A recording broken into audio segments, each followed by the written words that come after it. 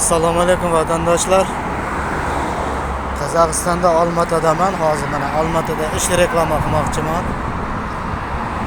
Ish abdelishli ish, malyarka, kafe ishlari bor. Oylikka keladigan bo'lsak, yotog'i 3 mahal ovqati, yotog'i bor, oyligi $800 Obyomi ham bor. Obyomga xohlovchilar obyomga ish qilinadi. Lokatsiyasi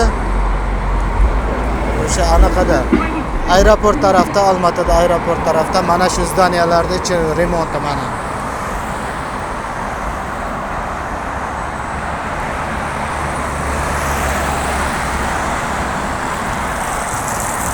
Mana shu 5 ta zdaniyaning ichini remonti.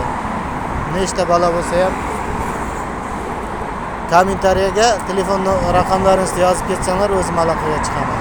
Sog' bo'lasizlar.